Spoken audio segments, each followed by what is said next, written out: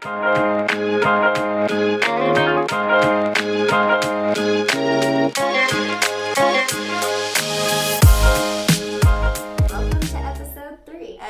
episode 3 of the Empowered Enneagram podcast. Hello.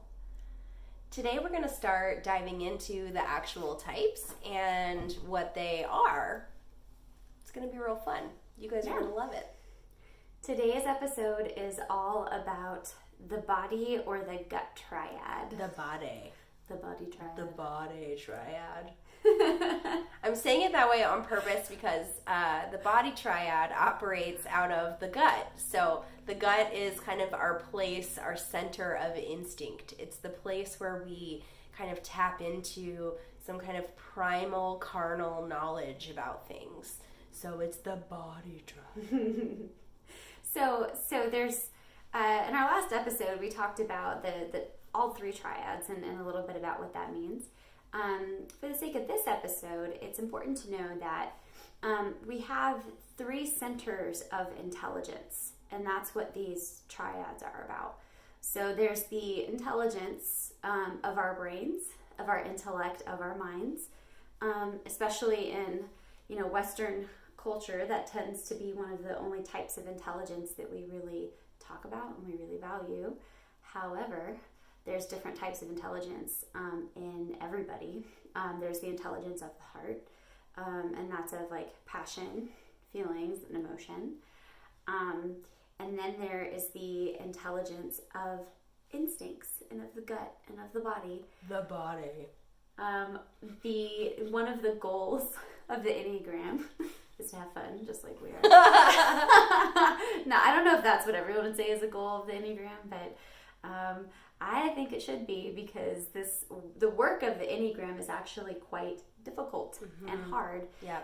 We're here being silly and having a good time, and if you're online and you're following any social media accounts about the Enneagram, a lot of them tend to create a lot of memes that are really fun and lighthearted.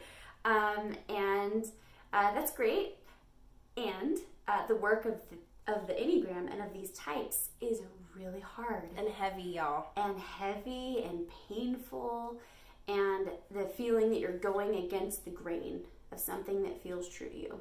So this is no joke, some deep self-work. I like to think about it kind of like if you are right-handed, imagine that you broke your right hand and you had to start writing with your left hand. Just like how awkward that would feel. Even if you just like are right-handed and you brush your teeth with your left hand, like try it out. It's so awkward. It's really, really difficult. So Enneagram work is really like, it can feel that way. It can feel like, this is just not right. This is just not how I do things. So we want to honor the work with a lot of reverence and a lot of respect. But today we're going to be talking about primarily the fixated qualities of each of these types, because unfortunately that's how we tend to identify our type the best, is through the fixated qualities. And so when we say fixated qualities, we're talking about the description of the 9 personality types. I like to think of personality as the way that a person, of the patterns and the way that a person thinks, feels, and behaves. We all have patterns like that. I also like to think of the personality as a coping mechanism. It's something that has helped us make it through our lives. Some of us have had a lot of trauma in our lives and a lot of reasons to have really strong coping mechanisms to survive. Dude, it's hard to be a human. Whew, yeah. It's just like it is. It's hard to be a human. If you are a human and you are just breathing and living right now, good for you, because it's hard. Yeah. So our personalities are how we cope and how we manage and go through our lives. And at some point, those coping skills aren't serving us. There's lots of strengths about the Enneagram types. There's lots of gifts that each type brings to the world. And you don't lose your gifts when you do the work of the Enneagram. You expand them. And you gain a lot from from breaking those negative patterns that aren't serving you. Mm-hmm. Yeah, imagine if you broke your right hand and you all of a sudden became this amazing left-handed human. Then you could write with both hands, and it would never matter if you broke your hand ever again because you can write with both hands. So you're basically a superhero. That'd be pretty cool. That would be really cool. I bet there's people can do that, right? There's a name. Oh for yeah, people who can do ambidextrous. that. There we go. They're ambidextrous. Yeah. Yeah. Shout you guys out to you you guys all. are superheroes. So back into the body or the gut triad, we are in the home of intelligence of the body, and of instinct. So the body triad encompasses 3 numbers. It's type 9, which is called the mediator or the peacemaker. Type 8, which is called the challenger, and type 1, which is called the reformer or the perfectionist. And those are the 3 types we're going to be focusing on today. Mm-hmm. All 3 of these types share the core emotion of anger. Anger. This is my angry voice. And I like to think of the core emotion almost as it's almost like the motivator behind a lot of the behavior. And for each of the types on this triad, they're either externalizing anger, internalizing it, or trying to avoid or numb the feeling of anger. Mm-hmm. And so in that context, type 8 is externalizing anger. And they're pretty stinking powerful on the Enneagram because they're one of the types where I feel like that description is very clear because you often can feel it from the 8s. And that externalizing energy is very clear. So we'll start with type 8 because they are probably one of the most clear, the most easy to understand type on the Enneagram because their presence is so apparent. Hannah always says that she can always tell when there's a type 8 in the room because she can't forget that they're there. Even if she's not looking at them or they're on the other side of the room, she just can't forget their presence. I really resonate with that. I think that makes a lot of sense. Yeah, I'm just always aware of them. Yeah. So type 8 is called the challenger. And we'll begin talking about the types by talking first about what's called essence. So essence is this really beautiful, amazing, abundant quality that we all encompass. But depending on your type, you may have a different essence than another type. And the essence is really important because this beautiful, abundant quality that we have inside of us is the thing that gets mimicked or kind of sought outside the self, which is what creates the fixation. So I'll begin by talking about type 8's essence. So the essence of 8 is called cosmic power. And 8s really are super, super powerful people. You can feel their presence. They are big people, not even if they're not large bodied, they just have kind of a larger than life presence. And it comes from the essence of cosmic power. And so the way that this gets kind of created into a fixation is that they're born with this amazing, beautiful, incredible, abundant quality of cosmic power. But the 8, through stress and in order to deal with their life, begins to imitate that power or create things that would give them that power outside of themselves instead of kind of tapping in and getting close to their inside power. Mm-hmm. And for 8s, one of we call them like a fear thought. For 8 is something terrible has happened, and I must fix it. 8s, in addition to be called the challenger, are also called the protector. And so there's a lot of caretaking energy here. There's a lot of having to be strong and big and powerful, both to avoid feeling weak and avoid vulnerability. But also there tends to be a strong sense of needing to protect others, and particularly protecting others that that need protecting. Like someone, eights frequently will put people under their wings. And they're like, this is my person that I'm protecting. So you might notice if you have an 8 in your life that they kind of tend to take charge. They kind of tend to become the leader or put themselves in leadership positions, and that's because of this sense of needing to have power and control over the situation. And that really, again, that's the essence of cosmic power being imitated instead of being tapped into. And that's kind of how the fixations get created. Right, because the 8 already has a natural abundance of really grounded power. And it's not power over other people or forcing. It's really just this like grounded, strong presence. And so as trauma happens or hardship, stress, being a human, that essence, or I guess the ego or the personality comes in to try to cope with that, and it tries to mimic cosmic power. So actually, as the more work that you do with the Enneagram and the healthier you get, the more you release the really characteristic personality traits, and then what takes that place often is essence. So when we describe pure essence, we're talking about like Gandhi, Ram Dass. These like really beautiful, very spiritual people that have done a lot of work, and you can just like see their essence kind of shining through, and they don't have to really do anything. You can just feel it. Yeah. Yeah. So we'll move on from type 8 and talk a little bit about type 9. Yeah. Type 9 is called the peacemaker, also known as the mediator. I feel like everybody wants to be a type 9. Oh my god, except type 9s. I know. But yeah, type 9s are so great. They create this like beautiful, amazing safety for people around them. Oh my gosh, being around a type 9 is just like petting a soft kitty or like cuddling with your puppy. It's just like the sweetest, most lovely experience to be around a type 9.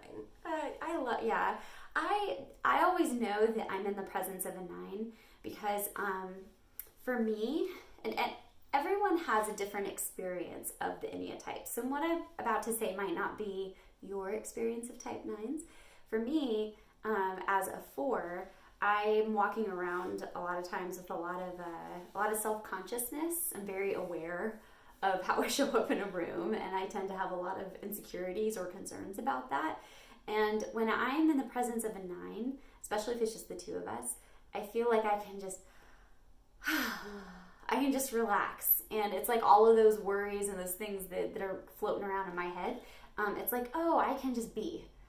We can just hang out and be in the moment. Like, it's not a big deal. And that is no coincidence that I have that response to 9, because the essence of 9 is called divine harmony. And it's this beautiful quality of balance, of harmony. It's like everything is okay exactly as it is. Nothing needs to be different. Everyone is great. It's so lovely. And so in the fixation or the personality of 9 is attempting to mimic that divine quality of harmony. And so for a 9, the core emotion is still anger, but a lot of times if you ask a 9 about their anger, the last time they got angry, it might be really hard for them to talk about that, even some 9s even say, I don't ever feel anger. I don't know that that's an emotion that I feel. Maybe I just don't. Maybe I'm a human who just doesn't feel anger.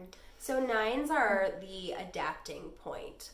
They are avoiding the emotion of anger. And the way that they're doing that and mimicking their essence of divine harmony is that they are trying to neutralize energy, neutralize intensity. They're avidly avoiding anything too intense.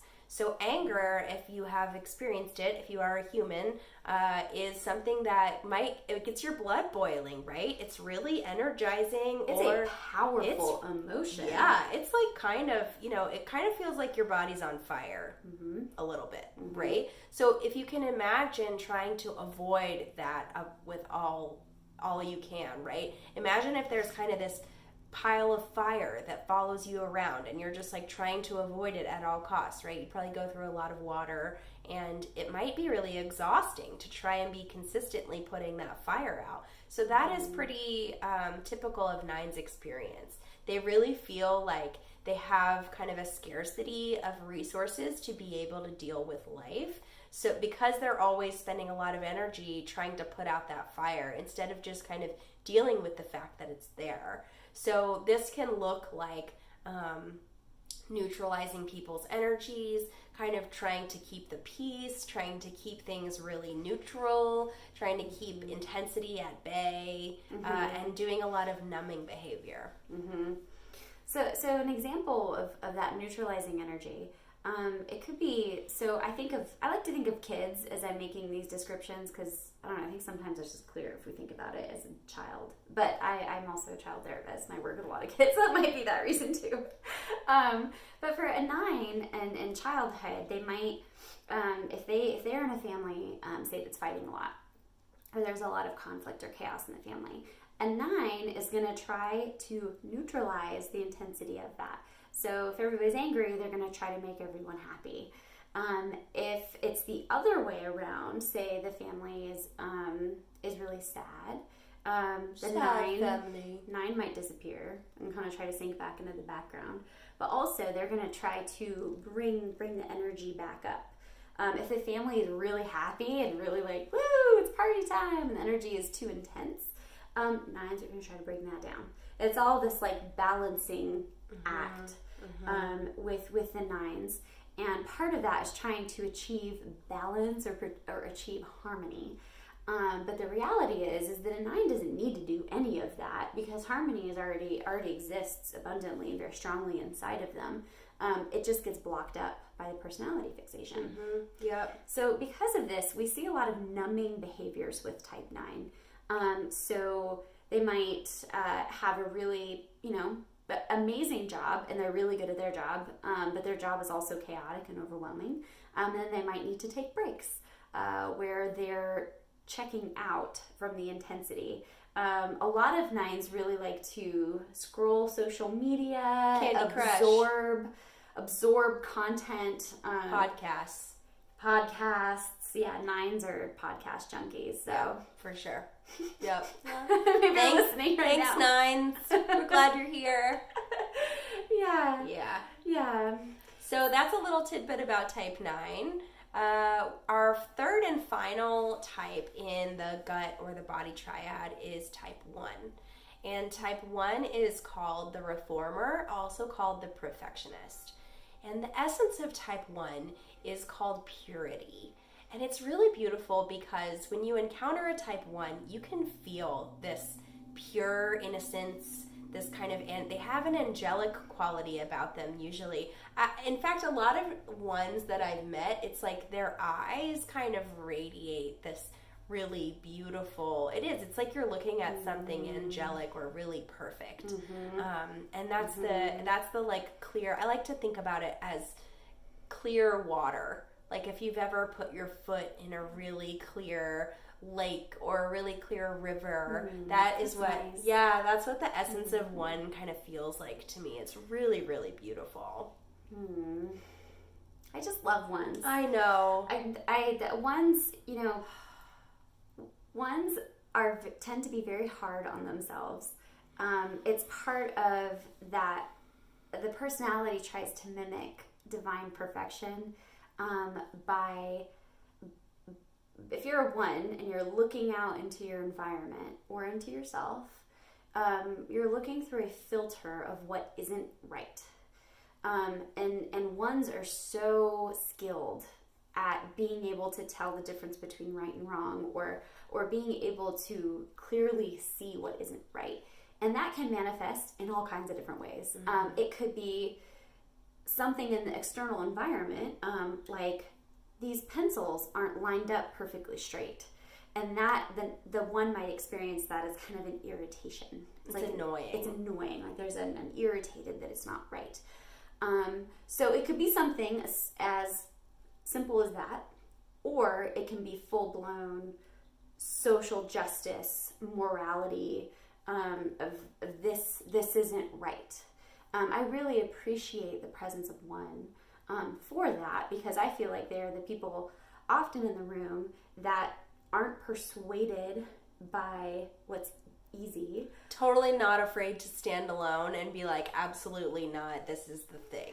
Yeah. I love that they are super, they're strong in their conviction about things. And sometimes ones will, and this is part of the fixation of the essence, right? It's like they will kind of serve as a model for other people and try to kind of help other people be on the right, quote unquote, right side of things. And I find my experience with ones that they have this kind of idea that other people have the same sense of morality that they do and have the same sense of kind of what's right and what's wrong. And it can be really hard for ones because they can really struggle to communicate that sense of morality to other people, and other people can interpret that as judgment sometimes. Yeah, but it's really just a projection of that essence, right? So that seeking of that perfection and of things being a certain way outside of themselves, instead of tapping into the fact that everything is perfect as it is. And ones, even though they're called the perfectionist, ones, fun fact, often do not identify with being perfectionist. They might be really easygoing in certain areas. It's really like, where does the one coil around what isn't right? And that could look different according to the type of one that you are. Subtype. Yeah. So, and the other, before we wrap up about one, is ones are internalizing that core emotion of anger. And for many ones, anger feels like almost like it's not, it's there, but it's almost like I don't want that to be there. Like, what is that's not efficient, or that's not. It's just annoying. Yeah. Like, it's just annoying. Yeah. But they're internalizing and holding on to that feeling. They're not expressing that. Right? So 8 is like expressing it outward. 9 is like, I'm not even sure I'm feeling that. 1 is like, it's there, but it's just annoying, and I just, I don't want to deal with it. And they're internalizing it. And so for a lot of ones, that internalizing of anger turns into a lot of self-criticism and a lot of self-blame. So that's the basics of the gut triad. The body triad. The body and the gut. Yeah. It was fun hanging out with you guys and our instincts. I feel like a ferret. Like one of those like ground creatures that's like all about their instincts. I don't know. I just think about like that intelligence center, right? That like, it's like if I was a ground creature, I would have to have this like amazing ability to know when there was like a bird that's going to eat me, or a larger ground creature, or like a bear or something. So instinct is really important for everyone, but especially for ferrets and ground creatures. Yeah. Ferrets. Thanks for joining us for episode 3, y'all. See you soon.